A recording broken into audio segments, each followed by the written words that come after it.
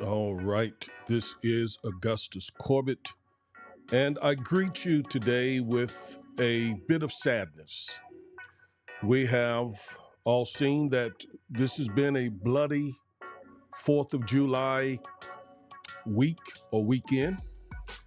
There have been shootings all across the country, particularly in African American neighborhoods, and that's distressing to me. That's distressing to me for a number of reasons. One of which is, in 1987 and in 1993, I had the unfortunate experience of eulogizing two of my younger brothers. One was 15, one was 20. I preached both of their funerals.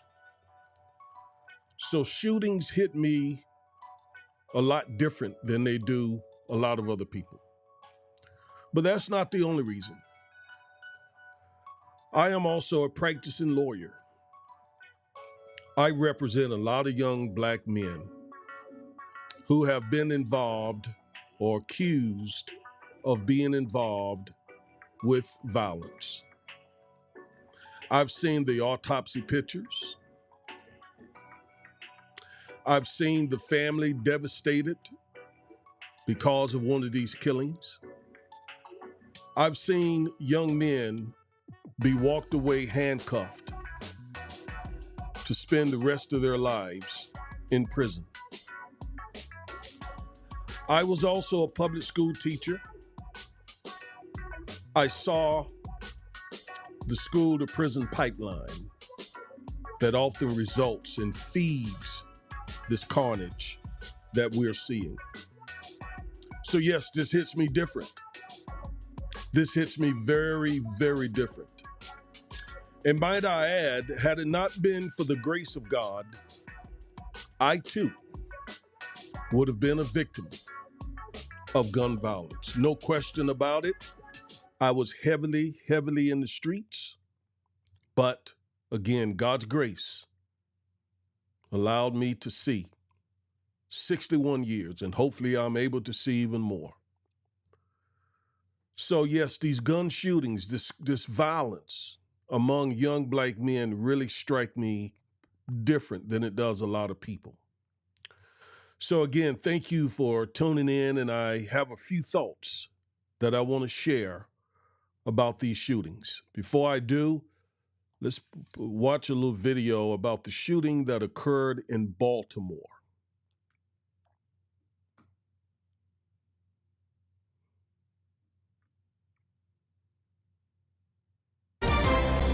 WJZ continues to stay on top of the mass shooting in Baltimore's Brooklyn neighborhood. This is the surveillance video we promised you at the top of the show. This came from a neighbor who lives on 8th Street, which is right around the corner from where the shooting started. You can see dozens of people running through the streets to escape. Once again, 2 people are dead. 9 more remain in the hospital after a total of 30 people were shot in the area. You can count on WJZ to continue covering this story for you and bring you updates as we get them.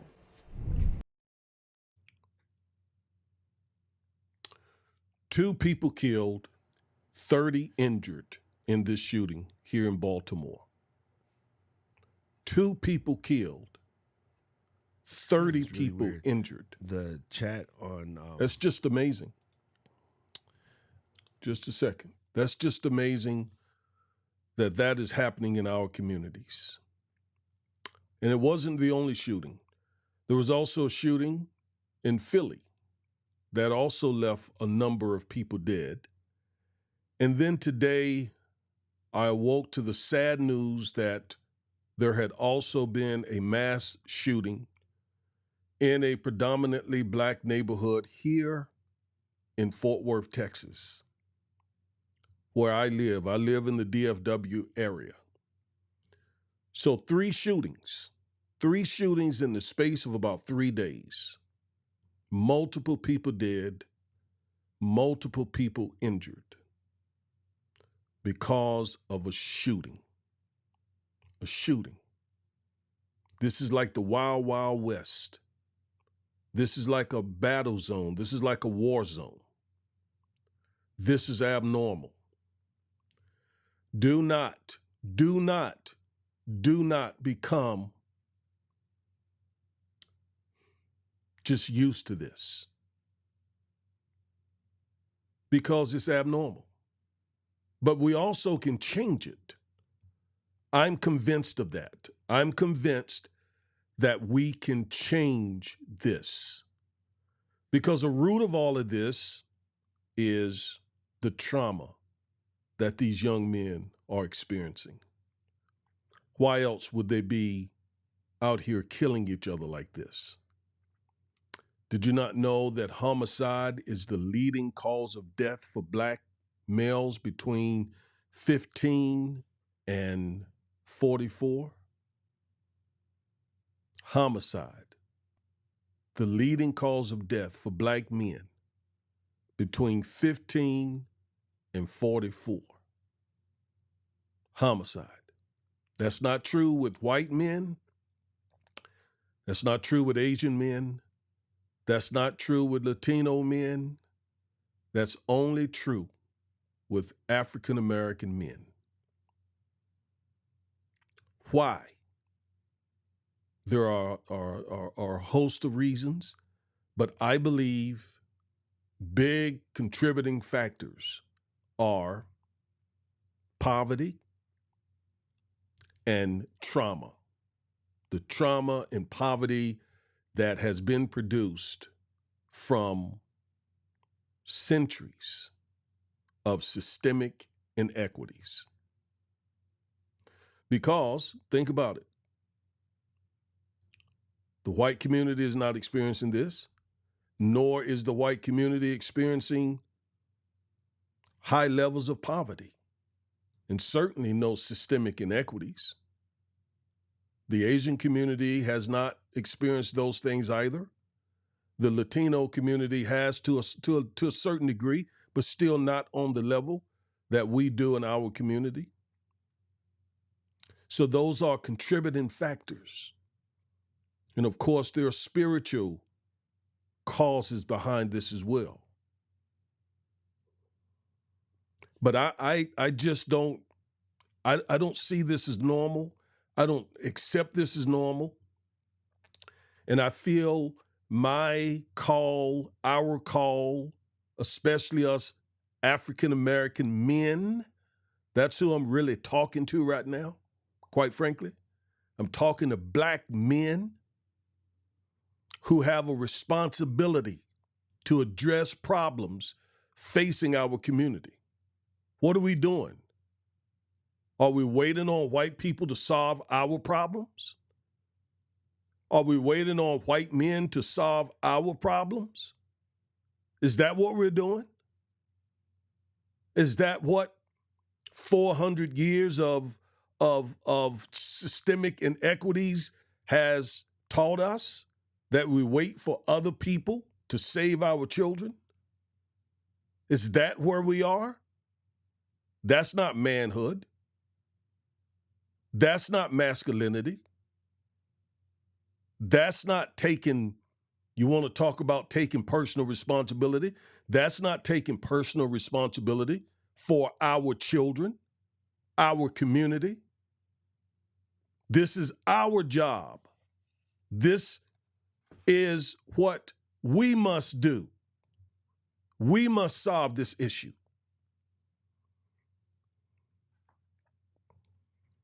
Three shootings, multiple people dead in our communities over the last 3 days. It's almost like you are afraid to even congregate with our folks anymore. Cookouts, family reunions, funerals. You're subject to get shot. You're subject to get shot at because a bunch of us are meeting and a whole lot of our young men are traumatized. They're traumatized. They feel no one cares about them. They feel America hates them. They feel their opportunities to thrive and survive are non-existent. They feel their lives are meaningless. They feel that they may not live to see the next day. So with all of that going on, feel abandonment and all of this, with all of that going on, pulling the trigger is an easy thing to do. That's the kind of historic trauma that our community is dealing with. And it's really being played out with young black men. Yes, I have a unique seat. I really do. Having eulogized two of my younger brothers, having come to the point, you know what, when I was 16, I never thought, when I was 14, 15 years old, there were times I didn't think I'd see 16. And at 16, I didn't think I'd see 21. And that's where a lot of these young men are. So you put trauma, poverty together, along with the ready availability of cheap guns. This is what you have. Trauma, poverty, guns everywhere. This is the result.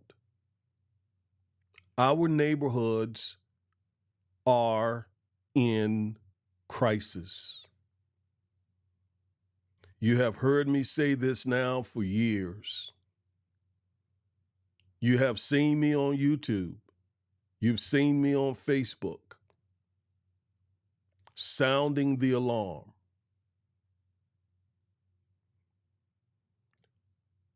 Telling you that Black America is in crisis and has been in crisis since we've been here. But in terms of our children, our youth, our men, that crisis has increased. Democrat politicians, they like to blame guns for this. And as I said already, there are too many guns in our neighborhoods. There are too many guns in America.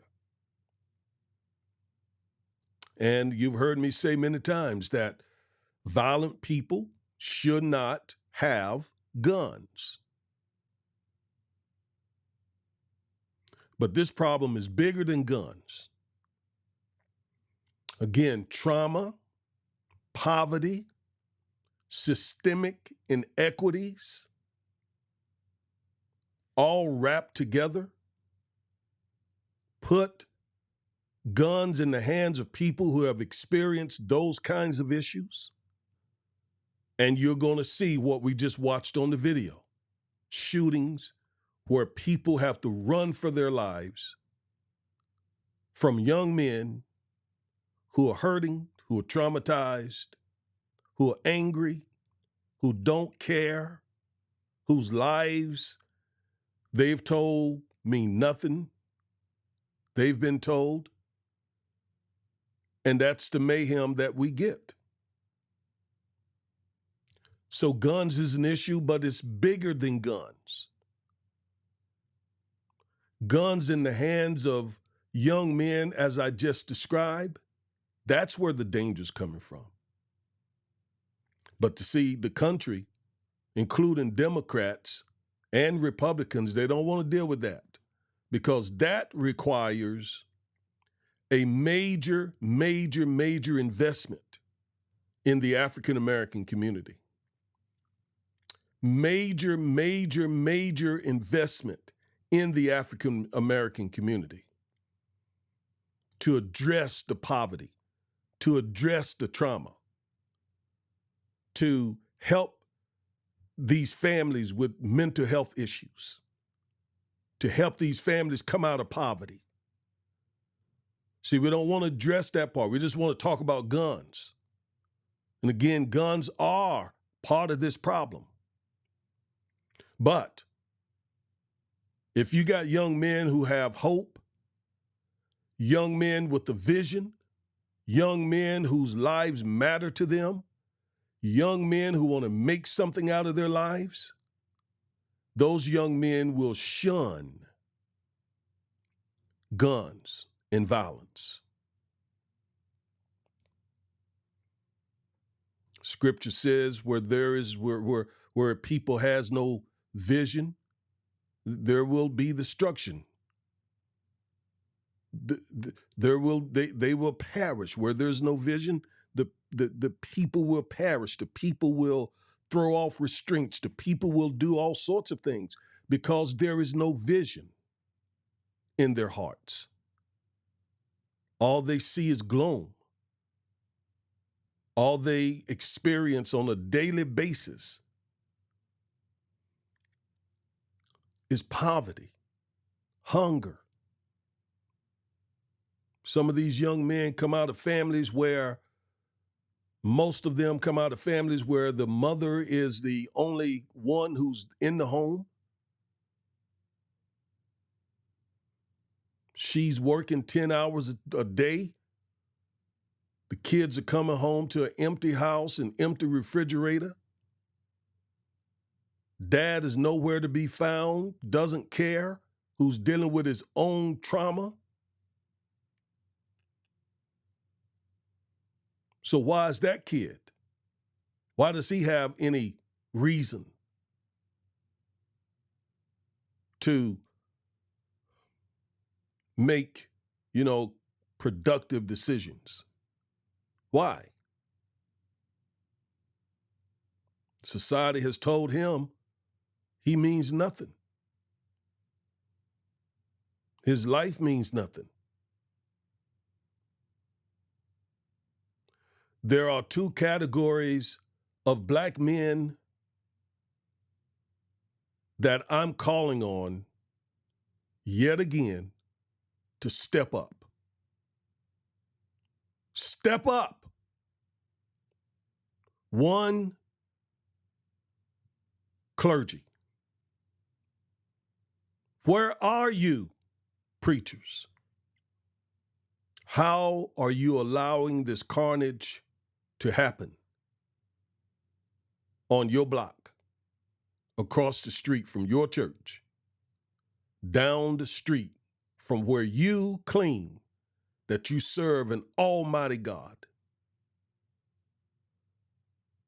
How are you coexisting with this carnage when you claim that the greater one is in you, greater than he who's in the world?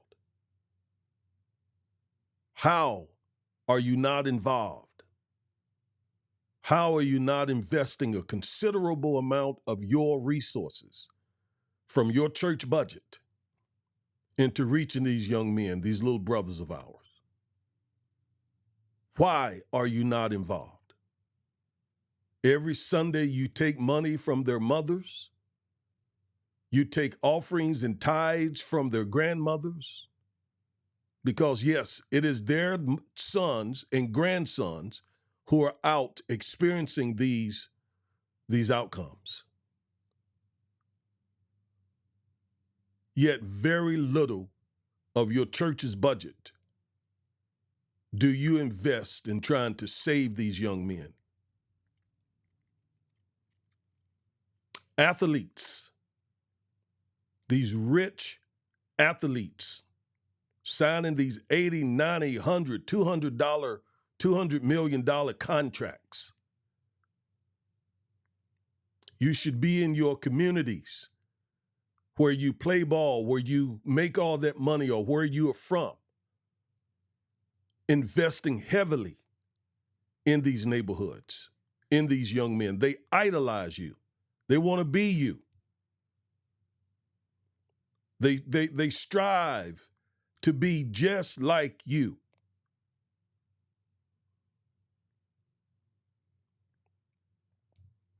Please invest in these neighborhoods. Please invest in these communities. You got more money than you can ever spend if you spend it wisely. Invest in these communities. Invest into these young men and women. Build schools. Build charter schools where they can get a proper education. Build recreation centers. Build STEM centers where they can learn science, technology, engineering, and math, and be prepared for the future. Give them hope. Show them that you care. Show them that you love them. Show them that you've been, many of you, exactly where they are. Athletes, get involved. Well, you may say, I'm doing this and that. Do more. Do more. You're rich. You got plenty money. You're making $1 million a game. You're banking $1 million per game, some of you. Some of you more than that. One game would be enough to change so many of these kids' lives.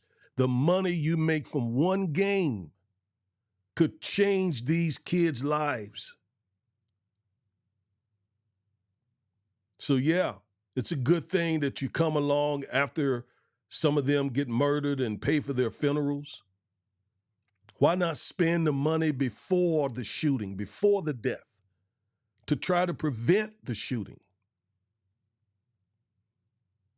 You know, a lot of people have things to say about Charles Barkley. But I can say this about Charles. Charles has invested a lot of money in HBCUs. I believe, if I'm correct, I believe it's in the millions, $7, $8 million, $9 million. Charles has invested in HBCUs. And I'm sure some of the other athletes are doing something too, but we need more. These kids need more. That's clear from all the shootings. They need more, much, much more from the athletes, from the clergy. I really don't understand how clergy are silent. I don't get that. Jesus in Matthew chapter 25, verses 31 through 46. Jesus talks about how for the least of those in society, we do it unto him. And when we don't do it for the least of those in society, we're not doing it unto him. How, therefore, can we not invest large sums of our church's budget in reaching the neighborhoods that we're called to serve? Yeah, okay, I get it. You love a good conference. You love a good, shouting time or a good sermon. But isn't all that to empower you and your congregation to go and turn the world upside down, to impact your community? Those young men who look just like you? Wasn't it someone in your community who took out the time for you and changed your life, and that's why you're on a great path today? Why not do that for our young brothers?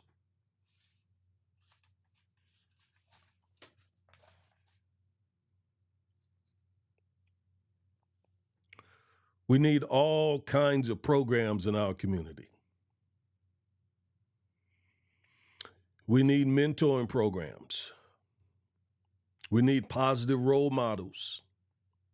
I remember very well coming up, my role models were drug dealers, card sharks, pool sharks, hustlers. Those were the guys that I grew up idolizing. Those were the guys I wanted to be like. We need positive role models, mentorship programs. We need brothers going into the schools and just being present. I saw a brother on Facebook the other day said that he was about to start teaching elementary students, a black man. I thought that was so awesome. So awesome. Because the younger we can get to these kids, the better. Right? Frederick Douglass said it's easier to rear strong children than it is to repair broken men. So the quicker we can get to them, the younger we can get to them, we can keep them off that path.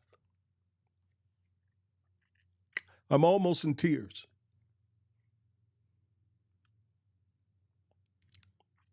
If we can get to them as little fellas, as little guys, we can keep them off that path.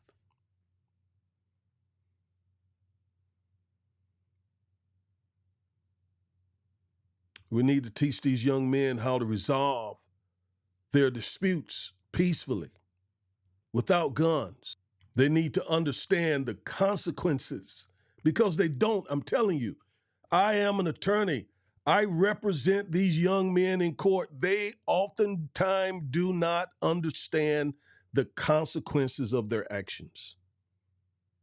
They're oftentimes too young. They haven't been taught. They haven't been raised to understand, to truly get it.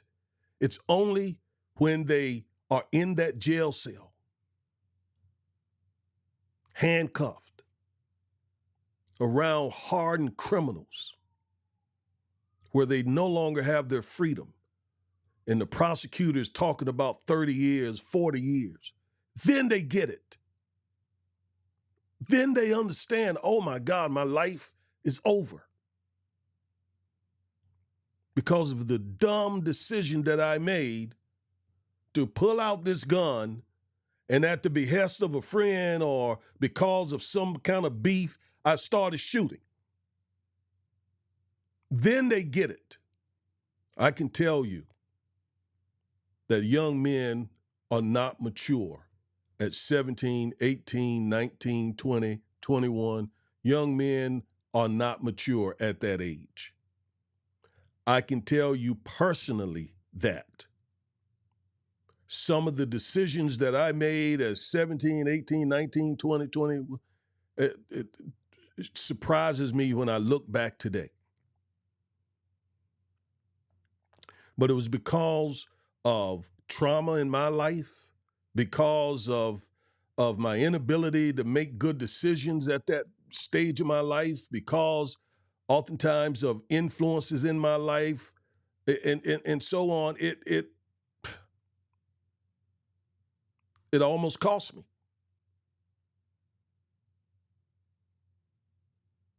We can break this cycle. I think about a young man that I represented a few years ago.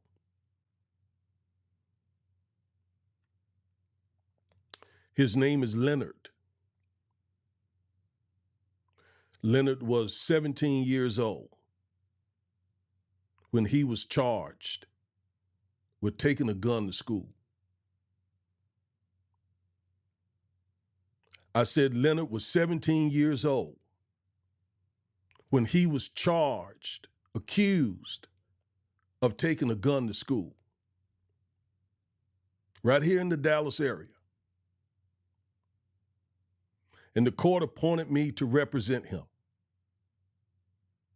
The court knew my passion for young African-American men, and the court coordinator said to me, I was not going to appoint anyone else to represent this young man but you. He's yours. I called Leonard into the office there at the courthouse, him and his mother. His father was not involved. It was just Leonard. I called them in. I said, sit down. I was stern. Leonard originally is from California. His father, by the way, wanted involvement, but they just didn't have a good relationship.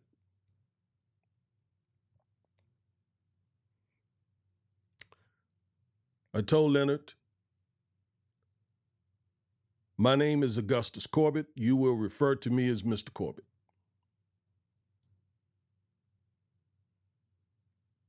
Sit up in your seat.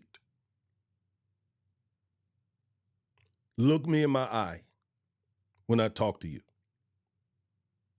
Shake my hand. Look me in my eye, square in my eye when I talk to you. Do not come to court with your britches hanging down.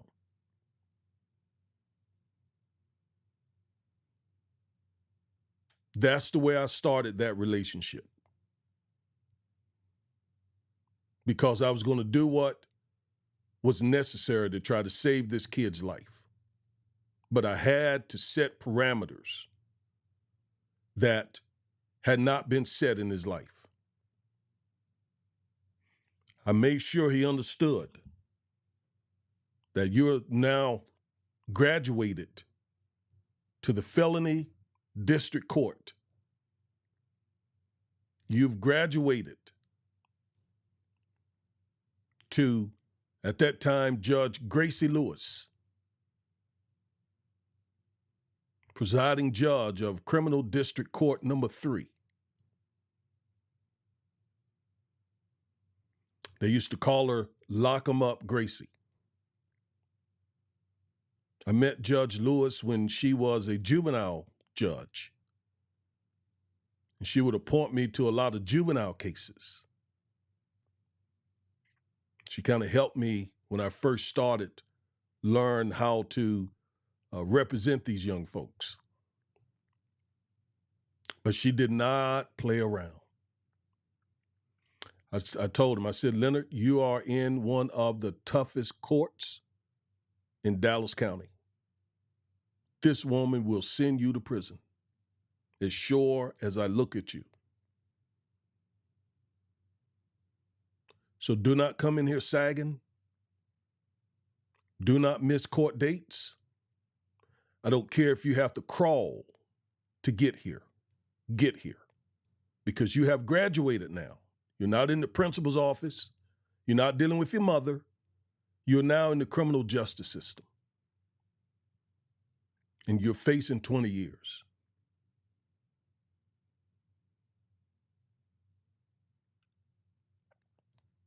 I asked Leonard, where are you from originally?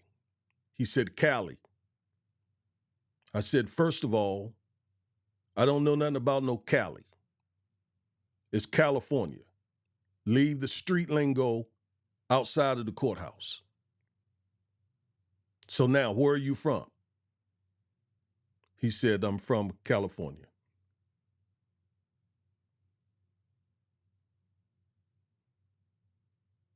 And I asked him, have you been living in California here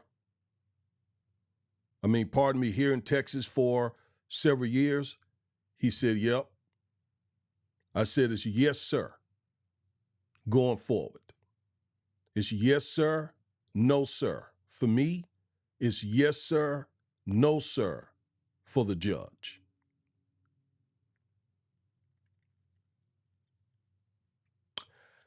I had to get him prepared for where he was. It's different now. You are accused of taking a gun to school. Do you understand how people see that? This is as serious of a charge as you can face.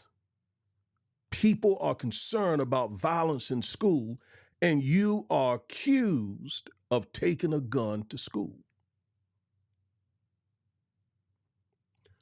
Now, I started working with Leonard because there were a whole lot of things in his life that were out of place. And fortunately, I also was dealing with a fair-minded prosecutor. White prosecutor, by the way. His name was Greg.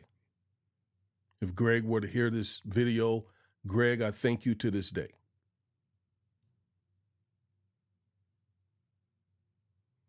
I said, okay, Leonard, I'm going to help you not only in the court, but I'm going to help you outside the court.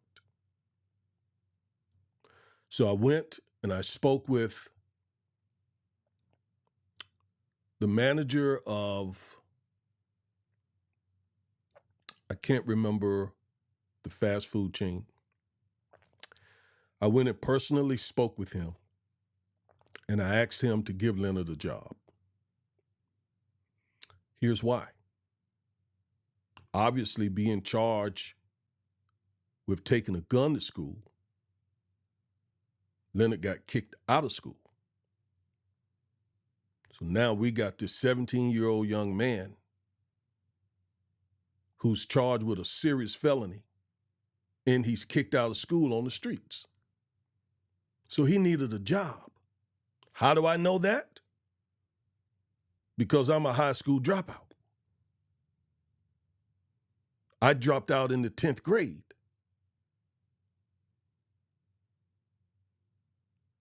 So I knew what Leonard faced on them streets. And I knew something else about Leonard that I was able to discern very early. Leonard was not about that life. Most of these kids are not about that life. They're just in those neighborhoods around those kids. They're immature, they're traumatized, and so they sort of end up in these spaces. He was not a gangster at all. I got Leonard a job. Then I took Leonard to the military recruiting office. And I got a recruiter to commit to allowing Leonard to go into the military. If we can get a certain result from his case. Another thing about Leonard, when he needed the job, Leonard needed identification. He didn't have any identification. He didn't have a driver's license. He didn't have a state ID. Therefore, the manager said he has to have that before I hire him. I'll hire him based on your word, Mr. Corbett, but he got to have the ID. So my wife and I took Leonard to the DMV to get his state ID. See, this case here was about more than court. While I'm working on his court case, I'm also working on his life. That's why the court coordinator appointed me in the first place. She knew I would do that because she knows I care. She knew I saw Leonard in myself.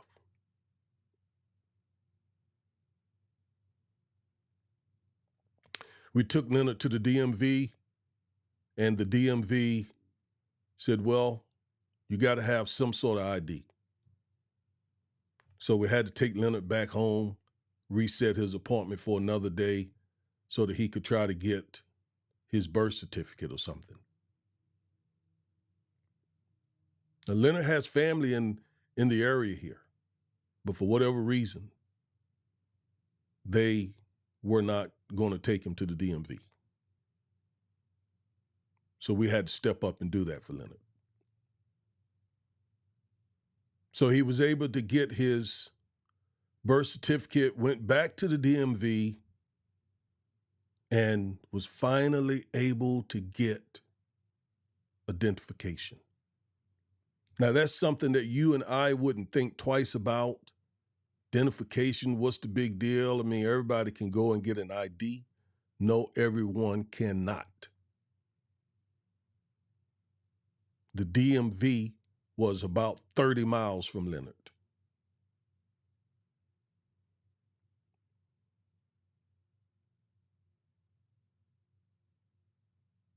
We finally got him the ID. And now, not only did the ID help him get a job, but the ID also helped us get him into a GED program. I know about the GED program because that's what I have.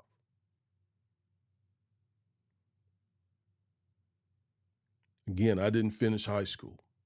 I got a GED in the military. So I took Leonard to a GED program and got him enrolled in a GED program. Again, my wife and I.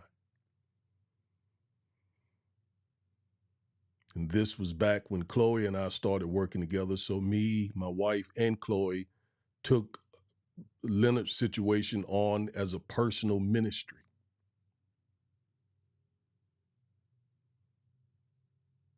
So we got Leonard cooking.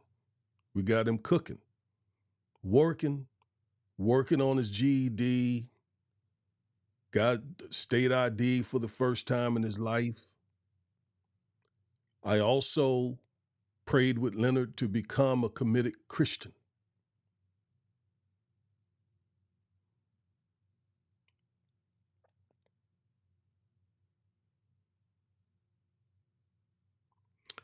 And fortunately, the charge against Leonard was dropped.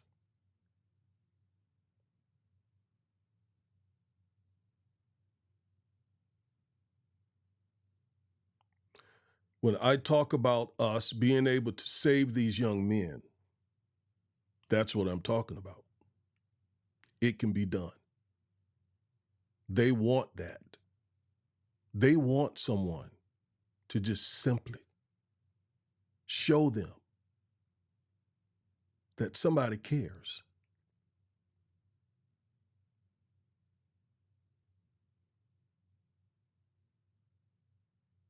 I don't say any of this to toot my horn. I say this just to demonstrate to you that with time, with effort, with money, with just some resources. All of that, and you know how long that went on? You know what else I did for Leonard? I picked him up for every one of his court dates. For 2 years, I went miles out of my way to pick Leonard up for court because he couldn't get there. Again, family were not going to take him. And if he missed a court date, the judge was going to throw him in jail. And if the judge threw him in jail, then he couldn't do his GED, nor could he keep his job. So I went 20 miles out of my way to pick Leonard up and take him to court for 2 years and back home.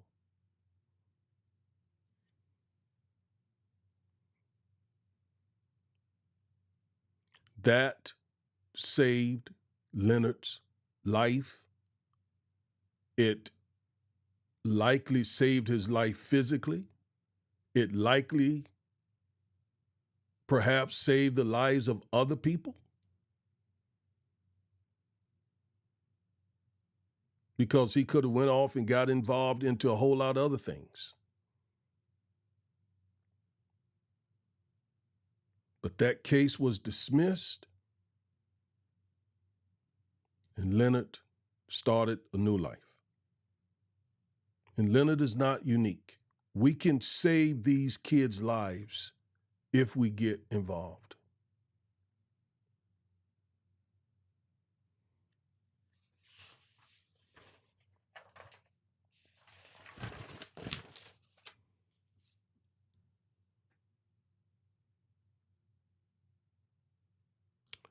These kids are traumatized. They live in broken families. They are like Leonard. That's why I walked you through Leonard, my dealings with Leonard, because they are like Leonard.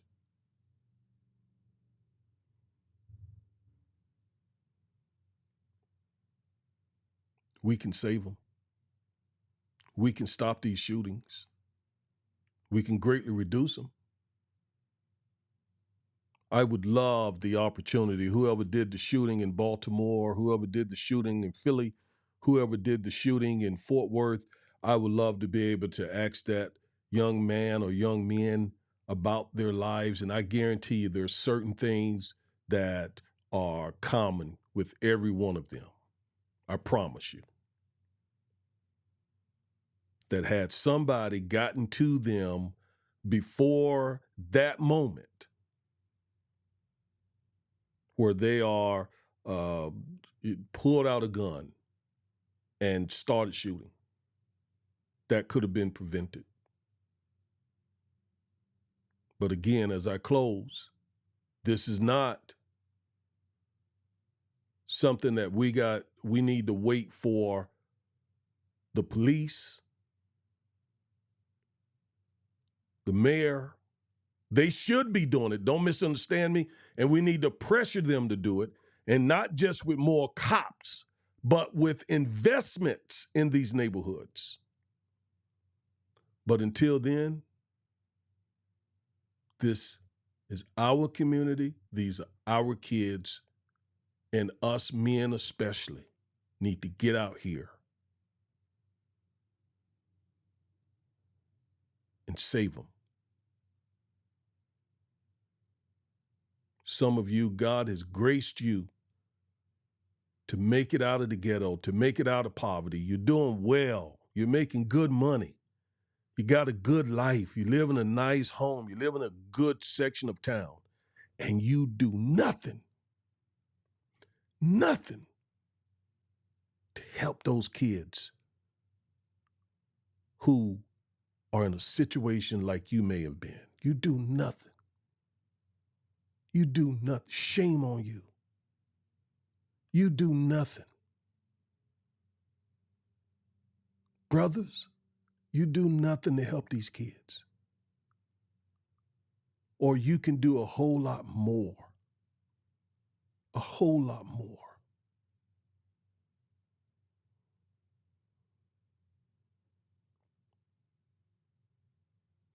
Please share this video, like it, comment, subscribe if you're watching on YouTube. There's a crisis in our community, and we're the answer to it. We're the answer. If we'll just open our hearts and care. I am Augustus Corbett, and you are listening to this either on the Defiant Lawyers YouTube channel or maybe The Gap. I don't know. But thank you for listening. Let's save these kids. We can stop these shootings, if we just get proximate. Bryant Stevenson talks about being proximate to where these situations occur. Let's do it. I'm out. Peace.